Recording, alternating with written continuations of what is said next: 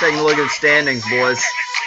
We have a couple teams really separated themselves. Go ahead and let you peruse, let you browse. Tell you what I think. Those two teams, by far the best teams in the league. And then there's a gap. Intro music this week. Little John, Snap Your Fingers. Asked for by Jesse Shawver. Provided for by your commissioner. Let's go ahead and get into it here. So, Mr. Luckbox and Make America Gronk again have kind of put themselves in another league, essentially. These are teams that they're looking like they're in prime spots for buys, and at 5-0, and certainly a lot of points scored, they're in really good spots. And they're in really good spots as well because they get to play some of these garbage teams that are in the league, yours truly included. So, a couple teams really that certainly are in really, really bad spots. Eat a Dick, Adam Foster, and the Butt Buddies. Yeah, you'd have to get really hot to make any noise and get into the playoffs. But one thing about Nathan Sucks D's Nuts, he's continuing to play, and we certainly appreciate that. Hide your children. If you look at it, his points for, he's had some injuries. He's kind of gotten unlucky, and Michael just hasn't had his best year either. But these other teams, I think, are the ones who you're going to be looking for, 8 teams for 6 spots to get into the playoffs. And in my opinion right now, we have the 2 aforementioned teams, and then I think due to health, Injury Bug was a team that I was looking at 2 weeks ago, and I told you guys to look out for, and then he lost Dalvin Cook, and he lost Odell Beckham Jr., and those are players that you can't lose and continue to forecast impressive things. So I think at this point, Antonio Brown's clavicle just made a trade this week, added Tyreek Hill weekly in the flex. I think that's a move that he is in those top 4 or 5 teams. Another team I think too is Lollipop Guild, and not always a team that I give credit to, but I think Jason has some players who have underperformed, who are going to see some better matchups going forward. Alshon Jeffrey, one of those. And you know, Lamar Miller is all of a sudden on a team with an explosive quarterback. So you got to like that. I think right now those are your second kind of tier of teams. So just thinking forward, a lot of time left, but let's look at the scoreboard. One thing I want to do first and foremost is I want to go through and I want to preview these matchups. And before I do that, I do want to give credit to our sponsor this week, and that is the Assistant Manager of Employee Benefits at Ball State University, Blake Stuffle. She is allowing us to produce this show. We've had some other sponsors, and frankly, they just suck. So I apologize to the Tesler Adler Wayland Law Firm. You've meant a lot to us, and I hope we can continue to do business together. But our other sponsors, you just really have greatly underperformed. So here's the Mr. Luckbox against Eat a Dick, Adam Foster. Here's what I want to share with you. This is from 1 Samuel chapter 17. I will be skipping around. This is verse 4. Champion named Goliath, who was from Gath, came out of the Philistine camp. Skipping down. Verse 7, his spear shaft was like a weaver's rod, and its iron point weighed 600 shekels. His shield bearer went ahead of him. Goliath stood and shouted to the ranks of Israel, why do you come up and line up for battle? Am I not a Philistine? Are you not the servants of Saul? Choose a man and have him come down to me. If he is able to fight and kill me, we will become your subjects, your servants. We will serve you. Then the Philistine said, this day I defy the armies of Israel. Give me a man and let us fight each other. On hearing the Philistines' words, Saul and the Israelites were dismayed and terrified. But there's this guy named David. Tell you what he does. It takes 40 days. David says, I'm going to kill Goliath. Early in the morning, David left the flock and Kira the shepherd, loaded up and set out as Jesse, his father, had directed. He reached the camp. His army was going out to its battle position, shouting the war cry. Blah, blah, blah, blah, blah. The Israelites had been saying, do you see how this man keeps coming out? He comes to defy Israel. The king will give great wealth to the man who killed him. He will also give him his daughter in marriage and will exempt his family from taxes in Israel. I will not pay taxes in this league going forward because David will slay Goliath. I will use my sling and I'll take him down. That's all the analysis that this matchup needs. We're going down, Adam. Next up, switching from scripture, going to analysis. This is an interesting matchup here. Antonio Brown's clavicle this week against Make America Gronk again. And the one thing I just want to, I think this is a matchup that is interesting. I think it'll be pretty close. I think it's a good spot. Both teams are employing the athletic quarterbacks, implementing that strategy, and employing them, I suppose, as well. But the one thing you'll notice is we have different strengths of these two teams. You have On one side, excellent receivers, and on the other side, excellent running backs. And this is what a flex league allows you to do. And this is what you can do is you can trade and you can build different strengths. So that's the interesting thing for those of you who don't play in a flex league and maybe you're stuck in, the 1990s and you're playing in a 3 receiver league. The beauty of this matchup is that the teams have strengths at different positions and not everybody has a cookie cutter team. Okay? These teams are different. They're both impressive. They have a lot of athleticism. And this one's going to be interesting. I think if Luke's team gets a win here, it will make Trampus's and Mark's almost guaranteed by a little interesting.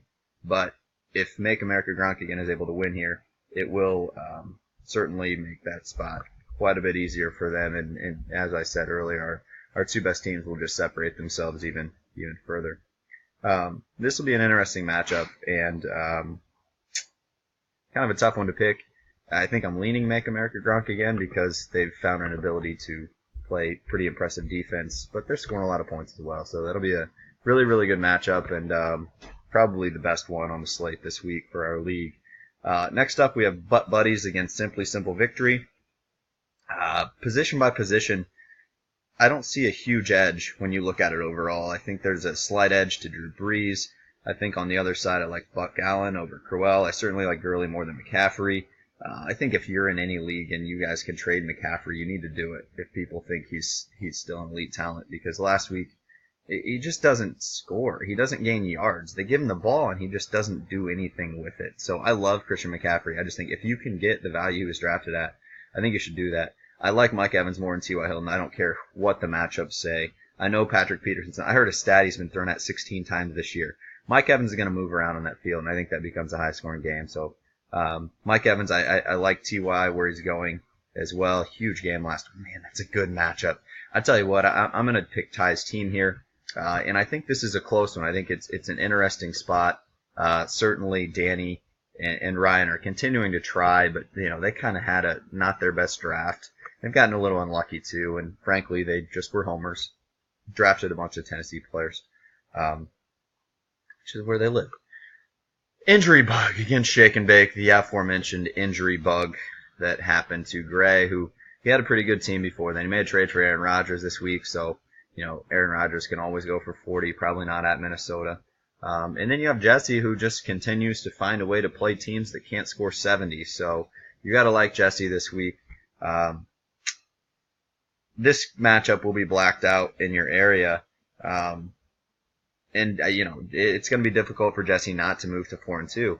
And you look at his team, and on draft day we all liked his team. But this is what happens in football: is DeMarco Murray's bad, Michael Crabtree comes out hot and then loses his quarterback. Kirk Cousins, has never been good, so he would be the exception to a team that looked promising. And then Jesse made a trade this week. He traded Des Bryant for Hunter Henry, Randall Cobb, and Golden Tate. So he has a lot of boom or bust players there. The boom is considerable, and the bust also is considerable. But there's a lot of them in there. I didn't hate the trade for Jesse. I think it was a trade that was very, very fair, and certainly I just like participation. So props to you there, Big J. I think you're in a good spot to win this week against the injury bug, who, as you can see there, is yet to field a full team. So be sure you do that, Gray. But Jay, you're certainly in a great spot to make it to 4-2 and, put yourself in a sneaky spot to, if miracles continue to happen, maybe get a bye. Yeah, I mean, look, if AB's insert hind parts here or whatever body anatomy Luke goes with finds a way to beat Make America Gronk again, it kind of makes it interesting. Only being one game back of that second bye. Hide your children against Nathan Sucks These Nuts. I wrote down one note on my paper here, and I said that Nathan Sucks These Nuts is really playing hard this year, and that's something that I very much respect. I mean, the guy is active. Pat's active on the waiver wire every week. And Michael is he just had a draft that looked pretty good. When you looked at the beginning of the year, and his Seattle guys are out this week, Rob Kelly hasn't worked out. But Julio Jones has just been really, really bad. And I don't know what exactly is going on there. We know he's never been a touchdown guy, but he's not even a yardage guy now. He's not a target guy. It just kind of very, very odd. Very, very odd. Matt Ryan's dumping the ball to the running backs, like, all the time. And I tell you what, I think this is a good spot for Nathan Sucks These Nuts. I look at his team, and these aren't guys who were drafted highly or maybe not drafted at all. But I think he's in a spot to get to 2-4 this week and take it down. Here's the Lollipop Guild against Mighty Midgets. I'm going to go through position edges here. I think the Lollipop Guild is better at quarterback, running back, and tight end. I think the Mighty Midgets are better at wide receiver, flex, special teams, and heart. Okay. Now, heart cannot be measured in statistics. And it doesn't always give a team an edge. A definitive edge that can push you over the top. But if it is a difficult matchup, heart can make the difference. Looking at this impressive, high-quality young men matchup. Maybe the two most passionate love makers in the league. And I mean that with respect. Okay? I've talked to all the women you've dated, and they say you give 110%. It's not very good, but there's passion. You bring passion. Looking at this matchup, what I think will be the difference. And why it is my lock of the week is the ability of Jason to continue to play defense. Get to 3-3. What I predict will happen this week is Brandon Cooks will tear an ACL. Travis Kelce already now has been downgraded from playing to maybe not playing. And, Deshaun Jackson against that Arizona secondary, going to see a little bit of Patrick Peterson. These are things that Jason can control. We do not know how they happen. But Adam, your team that's been very, very injured will become more injured this week, and that is because Jason is a freaking genius. We don't know who all he knows. He plays this off as he has twins. He's this humble young man, brings the passion, brings the heat, brings the beer, always provides the beer when you visit. He knows people. He knows people who have hurt people, and he has continued to hurt people. And I just think Jason finds a way to get to 3-3, and both of these teams end up in pretty good spots going forward. What I would like to do for you as we end here is, Mark, first of all, if you are watching, if you could send me a picture message of the invite to Paige's wedding this weekend. My wife has lost that. And I would like to close with perhaps the greatest song that's ever been written, Mankind. Also requested by Jesse Shaver. Boys, tonight it's Cubs time. 8:08. Prediction for the game, boys. Kyle's going to bring it, but give up a solo dong in the second or third. We're going to get a little nervous because the Cubs are not typically quick starters, but I hope we can be tonight. I think that someone in the bottom of the lineup for the Cubs to win is going to need to come through. Now, I don't know how we play Javi Baez again with the way he's swinging at everything, guy. But it might be Addison Russell. Maybe it's Javi Baez. Maybe one of the worthless old farts we have comes through. Maybe it's Zobrist. I highly doubt it. I think one of our young second half of the batting order guys hits a home run tonight that takes a 1-2, 2-1 game one way or another and swings it, and the relief pitching is good enough to send the Cubs to a series with the Dodgers, and a series that I think the Cubbies take down, boys. So good luck to everyone this week. Just again, to just tell you what's going to happen, David will take down Goliath. I like Make America Drunk again as much as I don't want to pick him. Luke, I like your team a lot. Who did I pick in that? No, I don't even remember.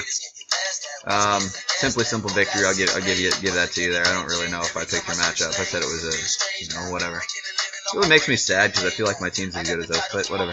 I like Shake and Bake. Shake and Bake find our way to play a team injured.